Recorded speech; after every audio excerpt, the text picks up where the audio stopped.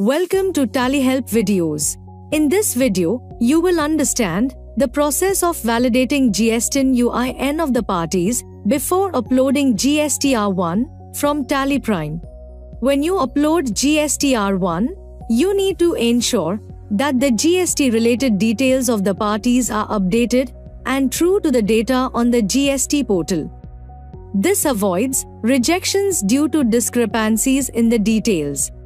With the connected GST experience introduced in TallyPrime Release 5.0, you can easily validate multiple GSTIN UINs before uploading GSTR1. Let's see how to validate the GSTIN UIN details of parties.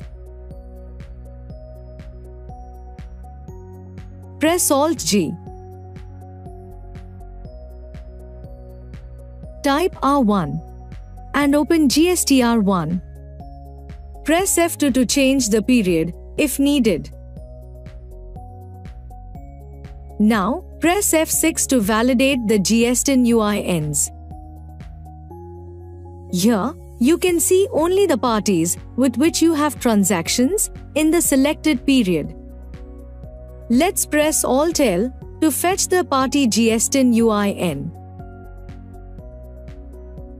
As you can see, the GSTIN UIN status of the party is marked as active or cancelled as per the GST portal. For the party with status as cancelled, let's verify more information regarding their GSTIN UIN data. Set Compare the GSTIN UIN info as Yes. Press Alt-S to view the filing details. Here, you also get to know the date of cancellation. Press Escape.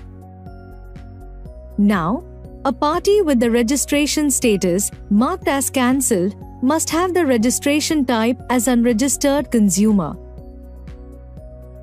Press F9 to update the details. Set the registration type as unregistered consumer.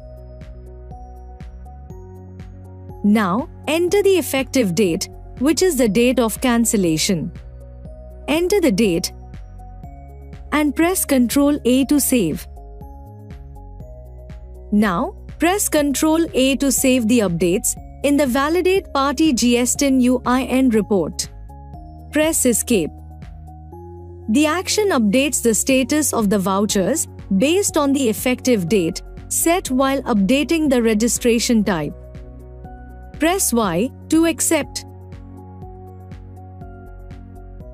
Now, even though the registration type of the ledger is updated to unregistered consumer, it is still regular in the voucher.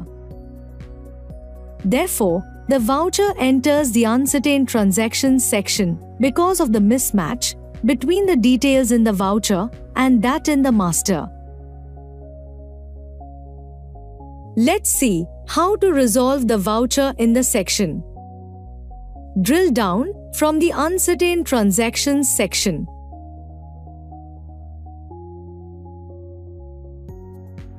Press Alt-W to update the details in the voucher as per that in the master. Press Y and then press Escape. Drill down from the B to C section. The voucher is here. You can now upload GSTR1. You can go ahead and validate GSTIN UINs of all the parties in your books. Press Alt-G. Type or select Validate Party GSTIN UIN and press Enter. Under Group, let's select Sundry Creditors. And under Ledger, select all items. Let's press Alt-L to fetch the party GSTIN UIN. You can then check the filing history of specific parties as needed.